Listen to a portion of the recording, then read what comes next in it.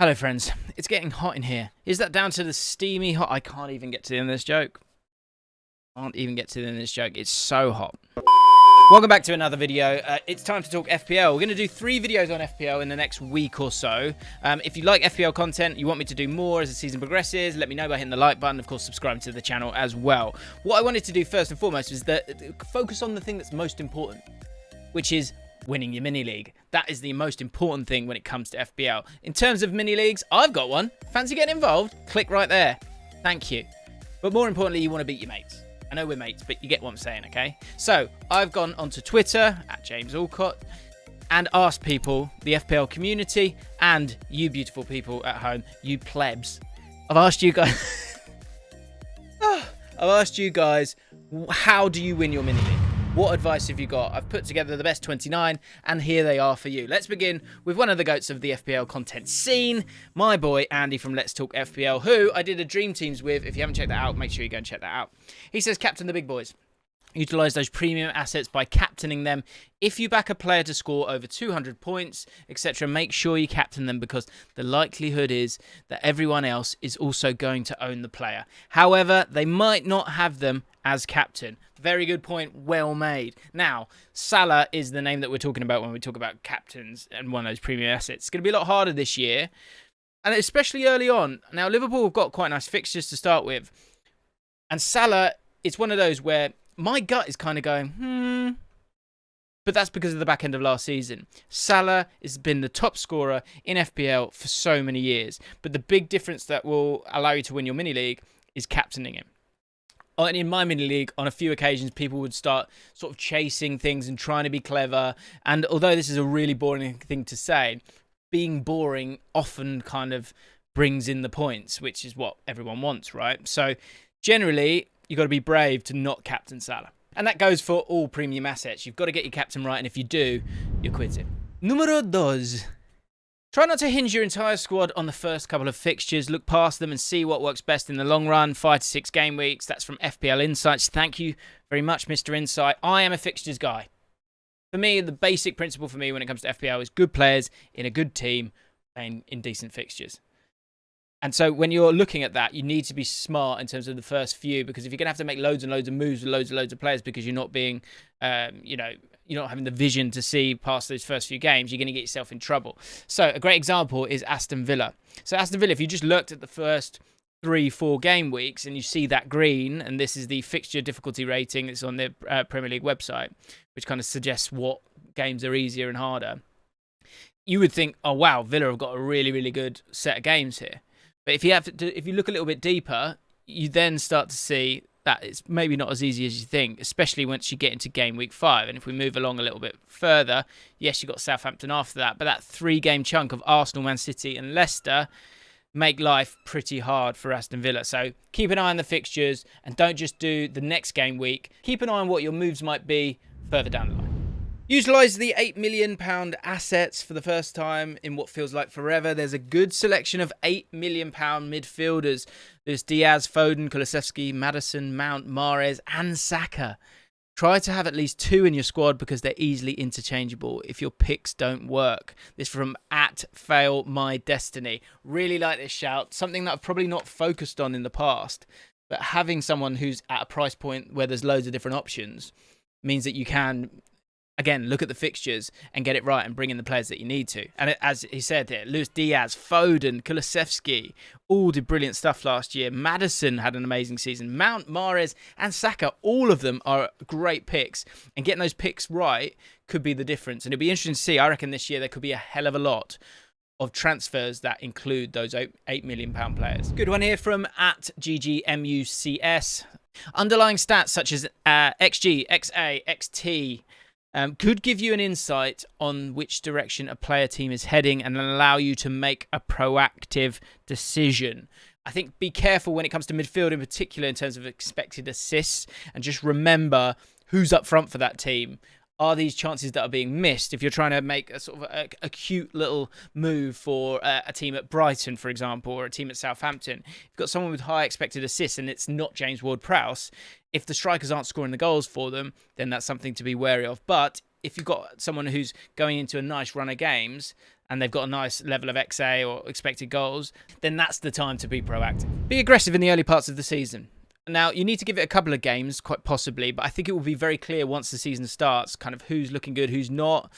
And also you'll start to see the templates being formed as people kind of make those quick moves. But don't be afraid to change things. I think wait until about 3 game weeks if you've got very clear vision on certain players, because it might take a second. But try and get that team sorted early doors. And remember, it's 38 weeks, the season. So if you do go behind a little bit in your mini league initially, but it's for the betterment of you down the road, that's a smart move. Number 7, don't take too many gambles to start with. So by this, what Hamza is saying, Hamza that's at FPL Pattern, is saying that often FPL players obsess over differentials before the season starts, and it's not necessarily worth the gamble right away. I think you'll see a few of these where it's be careful with those initial picks in terms of people who've come in from maybe a foreign league, or there's a lot of hullabaloo or hyperbole. 2 H words for you there, Hamza. Maybe just think about players that you can trust early doors, and then you can make those little moves.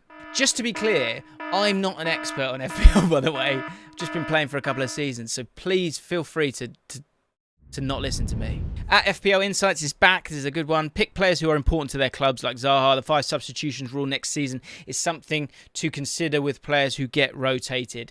This is such a big part of FPL this season, and I think it's going to make it very, very tricky, because in particular, those attacking players that you have will often be rotated. And I think it's just going to make it even harder for, say, a Man City, where you would normally go, oh, okay, well, I think Sterling's definitely going to play this week because he's not played in the Champions League. I know Sterling's left. But he'll probably play and he'll probably get the whole game because it's only going to be 3 transfers. Now with 5, I think those attacking assets in particular, it's going to be so, so difficult. And I think a lot of players, FPL players, will get hurt by that. Hamza at FPL Pattern and FPL and Songs, that's Rob, said Salah and Trent are set and forgets. Yes. Of course, I think you're really, really brave if you don't have those 2 players, and ultimately it will be your downfall. So don't be stupid trying to do something else and fitting in a different premium who you can't trust. Trent is a joke, one of the greatest FPL players of all time, as is Salah, who Salah probably is the greatest player on FPL of all time. Robertson is the other one that's interesting, because in terms of set and forgets, you might go there with that.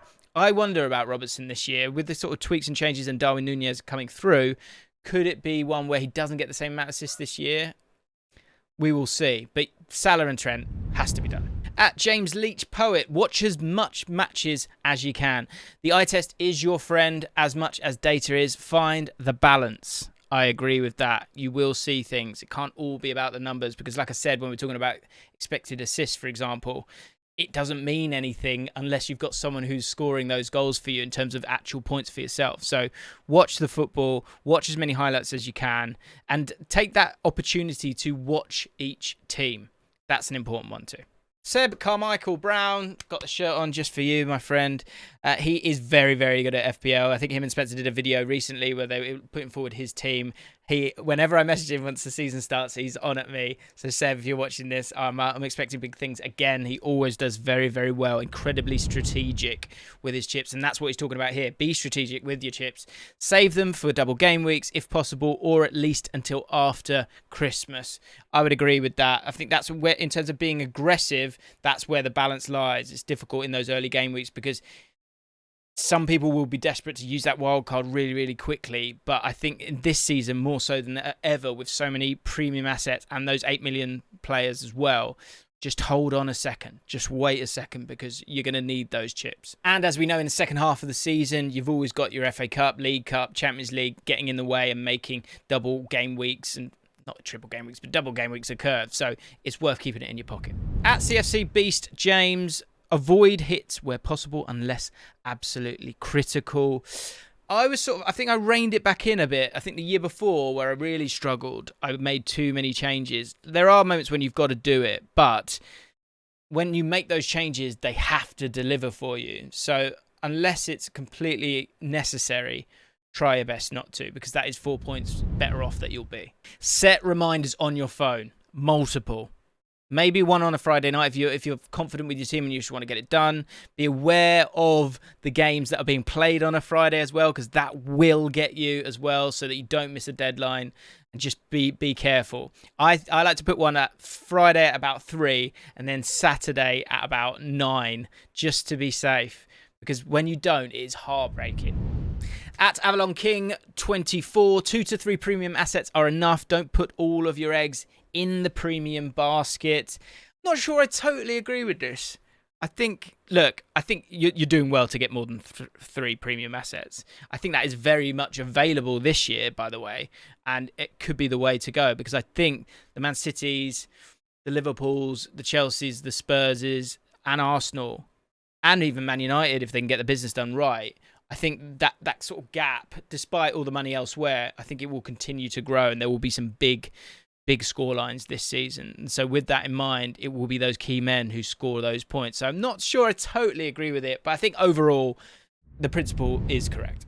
Archie Marshall, lots of talk about this actually. 5 at the back could be a strong option to start the game. So many teams with wing-backs essentially, or full-backs that play really, really high, the likes of Chilwell, the likes of James, Trent, Robertson, Perisic as well, very cheap as well. So many players like that this year who are going to be offering up incredible value, and they're defenders, of course, and so they're going to get those defender points. But for teams that dominate and essentially play 2 at the back in terms of 2 centre-backs, those players will be, galloping forward and getting assists and goals. So 5 at the back is not a bad shout this year. Love this one from Elijah. Not something I've thought about at FPL Elijah. Have a variety of different price points in the squad, which allows you to have flexibility when making transfers. I think this is something that I've really not done well at all, and I think I'm going to be very, very careful to try and do so. I think, again, due to the sort of plethora of options at 8 million, I think this is a smart move. I guess the problem will be when the games start. If you can see someone's totally out of form, not playing those games, that's of course why we love the game. But I really like this, so really good shout, FPL Elijah. Number 17, have a bench that plays. Don't risk one of your starting 11 being injured at FPL Superstar. So here's the risk I like to take. I think I call it the Neil Warnock rule. Neil Warnock used to not have a goalkeeper on his bench because he'd just be like, well, I mean, how often did your goalie get done? And it will be for 20 minutes. We'll just get on with it. And we've got Phil Jagielka. This isn't the best analogy, but the point I'm making is that I don't think you need all 3 players that play. That's just my opinion. I think 1, definitely, of course. 2 is great. But if you can use that to get another premium asset in that's going to start, I think that's good. I might be short-sighted there and I might be wrong, and that's definitely one for the comments. Let me know in the comments below. How many of your bench players need to be starters? Do you believe it's all, 1 or 2? Let me know in the comments below. Number 18, choose wing-backs for your defence rather than centre-halves. Yep, agreed. We kind of spoke about it. Those exciting players playing those wing-backs. In modern football right now, those full-backs are so important. So get that done if you can. Of course, if you can get yourself a quality team and it's their centre-back who you know is going to play, that might be where it's a little bit different. And I think the other thing to keep an eye on when you are picking wing-backs, are they getting taken off? When are they getting taken off? Because if they're not, it is such a sort of, high intensity position these days that might be where you fall down a little bit. So be careful, but make sure you know that they're playing a lot of minutes and they're not getting taken off too much. 19, try to pick tried and tested players for game week 1. Be wary of new signings. Don't get burned by a Lukaku or Werner hype train. That's Tom at Therapy with a 3.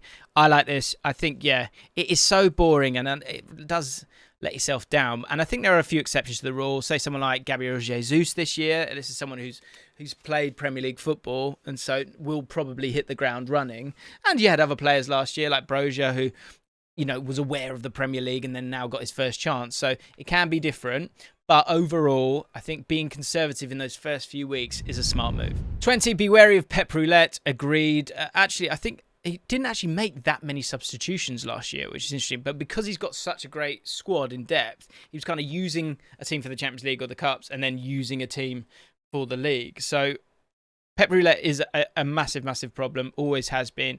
I wonder if there's a few in there that in the spine of the team that you can generally rely upon. But then maybe that comes back to if you're going to have Man City assets, maybe that's where your bench needs to be strong because you're going to be concerned and they're not going to start. Make sure you have a good team name. Unsettle the opposition. Really good point. This really good point. I changed mine last year to "Oi, no professionals." It's an office quote, but I think as someone who did host a show for the Premier League about FPL. Call me a professional.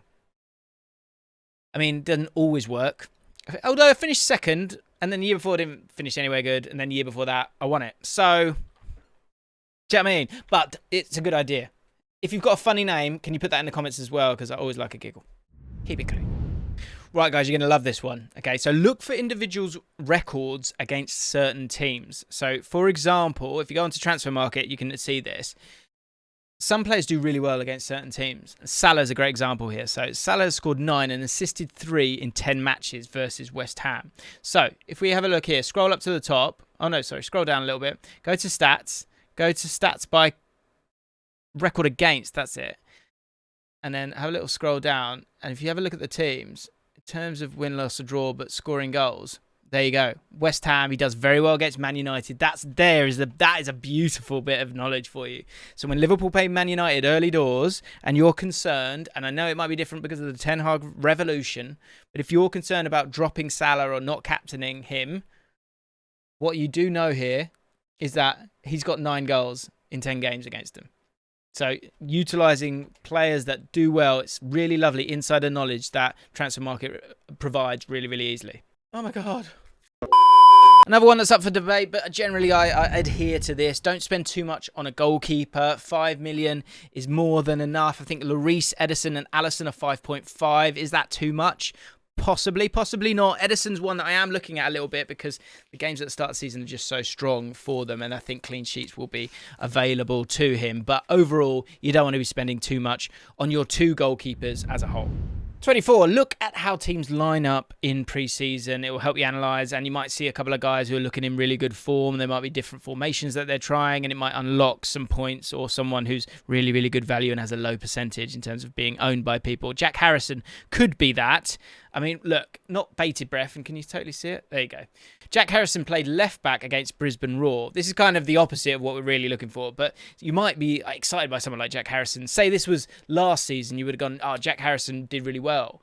But going into this season, is he going to play as a left back? And if he's going to play as a left back, is he going to get the same amount of returns as normal? So it's things like that just to keep an eye on. At Stewie Ranson, good point this. I think it is a bit different to previous years. Don't cheap out on your defence. There are some great assets there this year. I think that will be the trend. I think the focus will be on having 1 quality, maybe 2 up top, and then 5 at the back for a lot of teams this year. It'd be interesting to see how the start of the season goes. And actually, another question for the comments, but are there more goals at the start of the season or halfway through the season? Let me know, because that could play a factor in having 5 at the back or going for 4.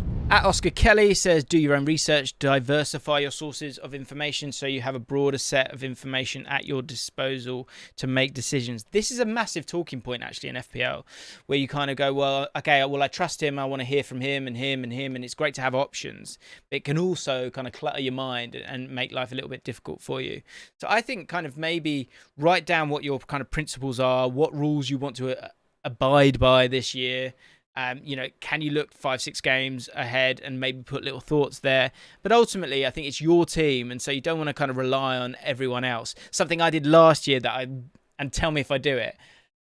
I put on Twitter a lot of the time, should I pick this player or that player? And often what I wanted to do was the right decision on this occasion, but Twitter made me do otherwise. And so that's got to stop. So don't put on Twitter, should I have this player or that player? That's coming from personal experience. Number 27, look at the percentage owned of players when making your differential picks. This is a good one when you're thinking about winning your mini league. Kind of look at the teams around you or the guy at the top who you're trying to chase down.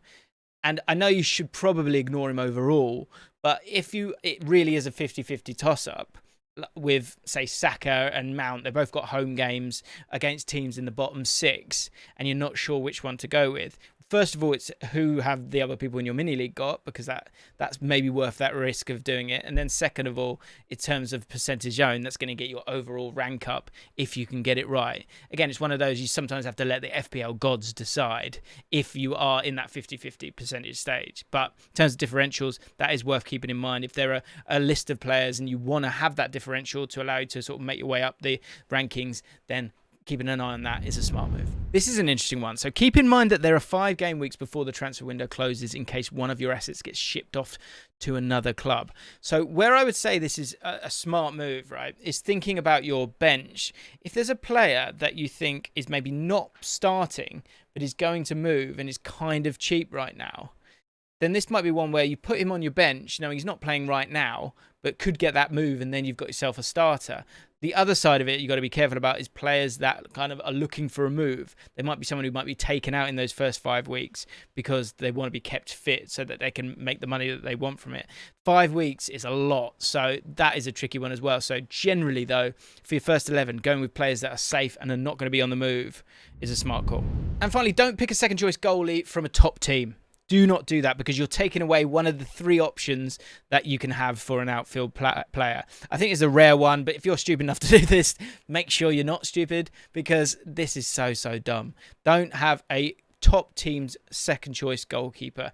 You might get them on the cheap, but first of all, they're not going to play, and they're going to block your pathway to having as many 3s as possible, you know, of those top 6 sides or those dominant teams this year. So there you have it, guys. 29 bits of advice that hopefully will allow you to win your mini league. Of course, you won't win my mini league because I'll be winning that one. If you want to get involved, the pin is in front of you right now, and the link is in the description. If you're new to the channel, make sure you subscribe. We've got a couple of more FPL videos on the way, plus loads of wicked content in the next couple of weeks as we get closer to the start of the season. So make sure you subscribe, hit the notification bell, hit the like button, and I'll see you.